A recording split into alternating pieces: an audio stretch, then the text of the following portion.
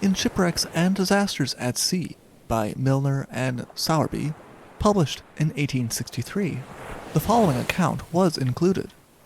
Quote, "It appears that on the night of the 2nd of June, the crew of the Chance were anxious to ascertain whether such rocks were laid down in the chart, forming St. Paul's Island, 45 miles north of the equator and 29 degrees west, were really to be seen, as many doubts prevailed as to their existence.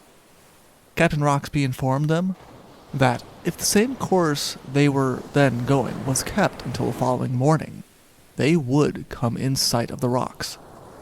Accordingly, and at 8 o'clock, they described them. And at 9:30, the captain was much surprised by observing through a glass a Dutch ensign flying from a spar on the island."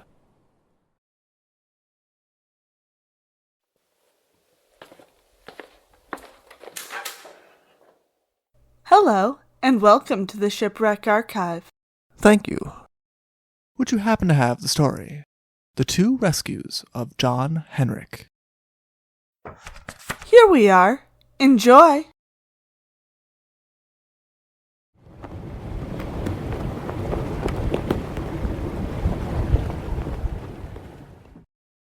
The origin of the unexpected Dutch ensign was a ship named the John Henrik. The John Henrik was an 800-ton Dutch East Indiaman headed from Amsterdam to Batavia, though there was no explanation as to what she was doing so close to the rocks of St. Paul. No explanation was ever given for her strange route, which was not in the common shipping lanes, as was demonstrated later by the crew of the Chance not even believing that St. Paul's Island existed. It was estimated that only 2 out of every 1,000 ships to round the Cape ever passed St. Paul and St. Peter rocks. Captain Huckleberry of the John Henrik does not seem to have been aware of the existence of the rocks, or his ship would not have been found on a collision course with the island while traveling under full sail on the 29th of May. Captain Huckleberry's experience with the voyage as a whole is uncertain. His career history was never stated, and he certainly had not been with the John Henrik long, since it had only been built 2 months before. 3 o'clock in the morning, the watchman on the deck spotted the rocks ahead, but by then it was too late to slow the ship or change her course. An attempt was made to turn the helm hard, but she had no time to respond before the ship struck. The crew made an attempt to bring her off of the rocks she had struck, but the waves did not give them a chance. She was almost immediately pitched beam ends by the waves, and subsequent waves proceeded to batter her on the rocks. Even though they cut her rigging and masts away in an attempt to lighten her and enable her to float off, the waves never gave her the chance, and the John Henrik, despite being a strong new ship, began to break apart. Deciding that all hope was gone for his ship, Captain Huckleberry managed to reach the rocks with a line. His goal was one of the highest rocks, where they would be completely safe from the sea. This was a challenging endeavor. 7 times he was swept down from the rock he was climbing, which resulted in cuts all over his body. But he was finally successful in fastening the rope, which was then tied to the wreck of the John Henrik, and the rest of his crew began to follow him up.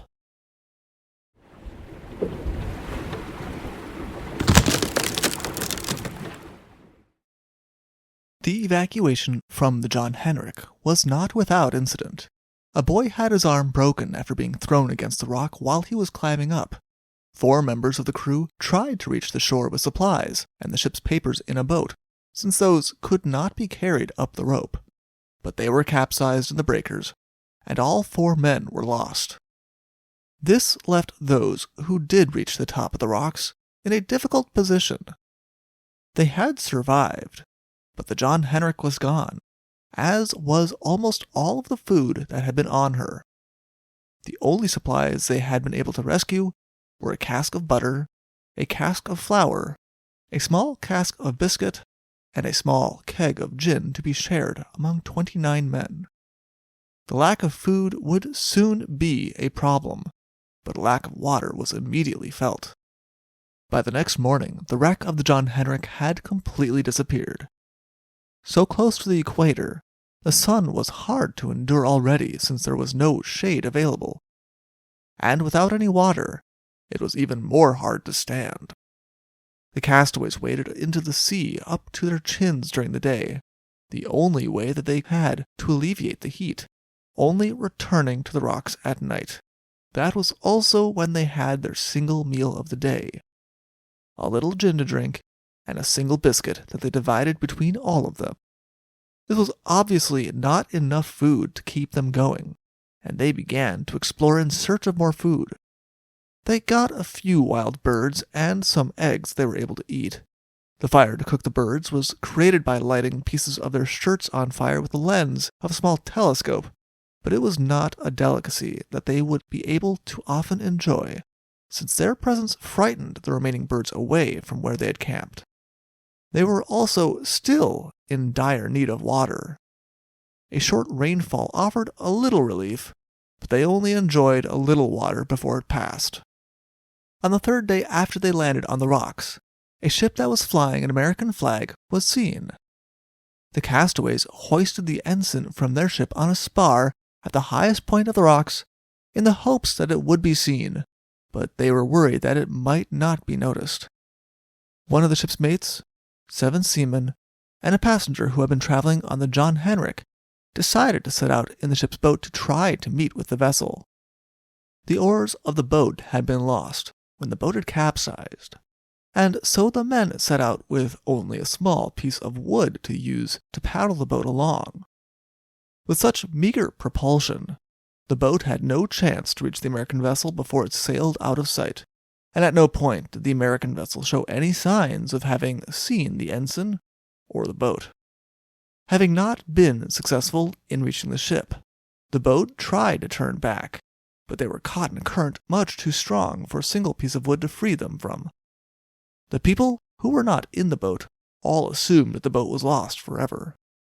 The nearest land was Cape Roque, more than 600 miles away, and the people in the boat had no provisions at all, no chart, and no compass.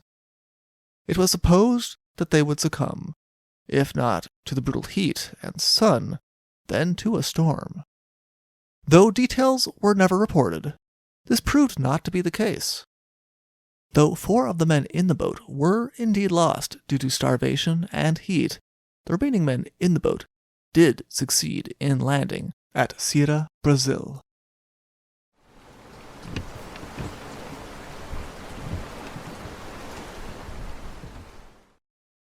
With the boat being swept away, the people on the rocks lost the only boat that they had been able to save from the wreck of the John Henrik. Now they were completely trapped with no option but to hope that another vessel would appear. It was admitted that the mood on the rocks after the boat was lost was despair.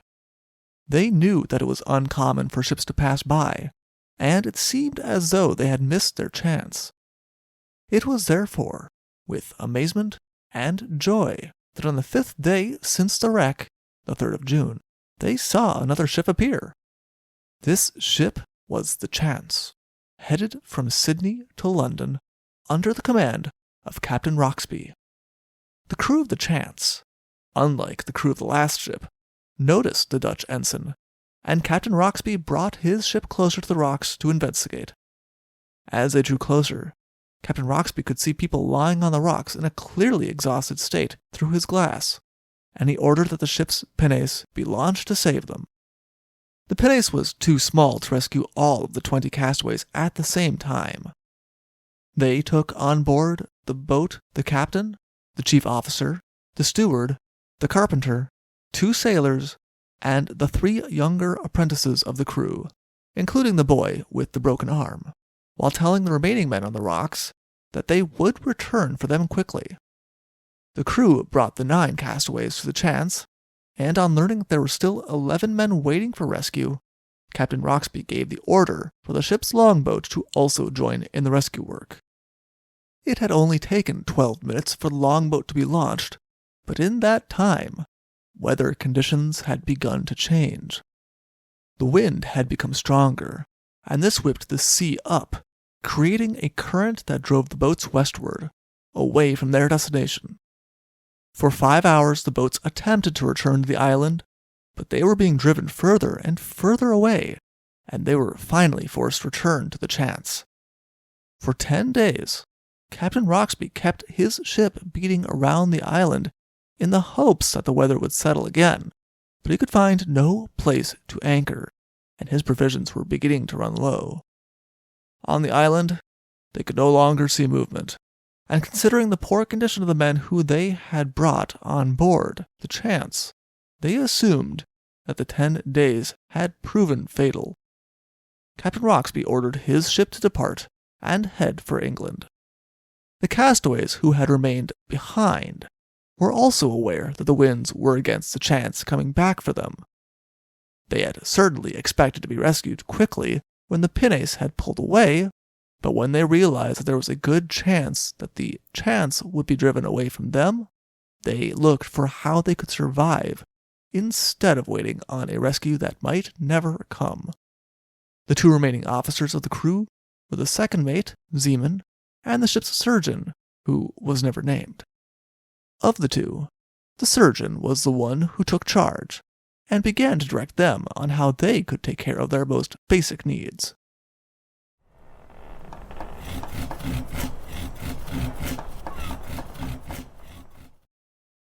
On exploring, they found that they were on a rock about half a mile in circumference, which they assumed incorrectly was volcanic.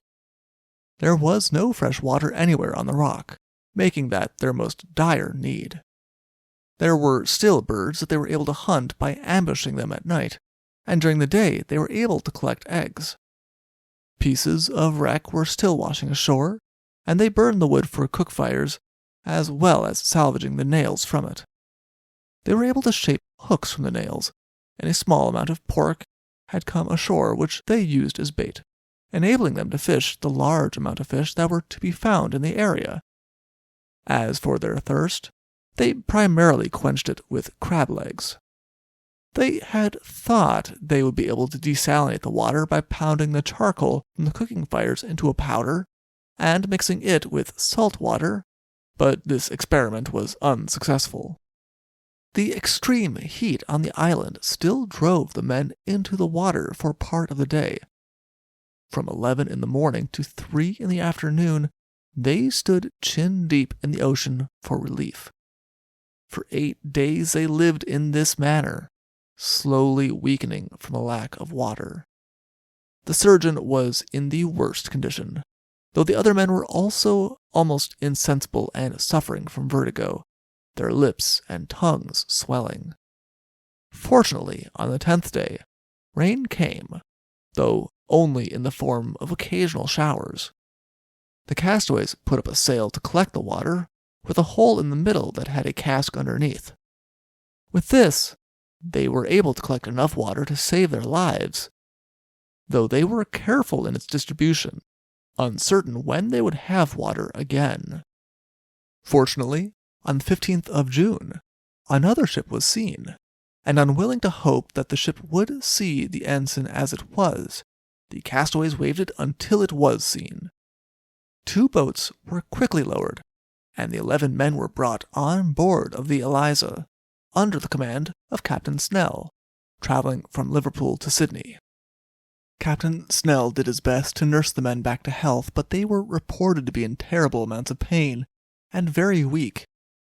Several of the castaways Captain Snell suspected would not make it. They had been through too much. Captain Snell also had a problem. He did not think that, with the extra men on board, he would have enough water, and it seemed as though soon the crew of the John Henrik would once again be suffering from thirst.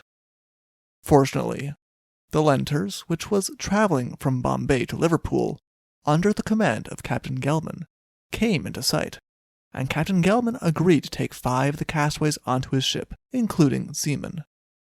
The surgeon, still weak, remained with the rest of the crew on the Eliza. The Chance arrived in England first, and when the story was told, it was assumed, with regret, that the 9 men who were saved by the chance were the only survivors of the ill-fated John Henrik. No blame was assigned. It seemed as though everyone had done their best to save lives. It was just unfortunate that circumstances were so against them. It was therefore with relief and amazement that 5 additional members of the crew disembarked in Liverpool from the Lenters, when everyone thought they were lost.